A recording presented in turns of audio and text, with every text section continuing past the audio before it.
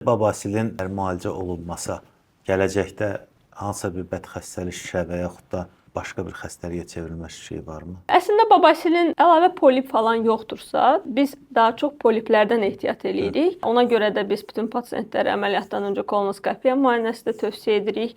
Bəzən elə hallar olub ki, mənim təcrübəmdə də elə hallar olub ki, pasient heç bilməyib o haqqda, amma əslində bir polip kolonoskopiya vaxtı, yəni əməliyyatdan öncə olunan müəyyən polip tapılıb və polip artıq bədxəstəliyə keçmək dövründə olub ki, biz onu xaric etmişik və onunla da problem aradan qalxıb.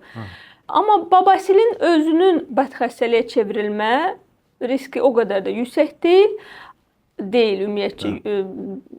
Ədəbiyyatda çox da rast gəlinmir belə hallara, amma babasil çox yayılan xəstəlik olmağına baxmayaraq, istər qadınlarda, istər kişilərdə, yəni onun fəsadları kifayət qədər ciddi ola bilər, hətta həyatı təhlükə də yarada bilər. Nə zaman artıq babasil düyünləri qanaxma verirsə, insan o qanı, yəni o təmiz arterial qandır ki, o bədəndən gedir, itirilir.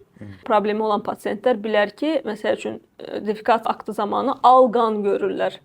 O bədənin təmiz öz qanıdır ki, onlar bunu itirir. Həm də qanın artıq oradan bir mikrob qapma şeyi yaranır da yəqin ki. Əslində babasil xəstəliyi olan pasientlər həmçinin başqa proktoloji xəstəliklərə də meylli olur. Məsələn, fistula xəstəliyi, anal çat və s. yəni daha tez yaranır onlarda belə problemlər.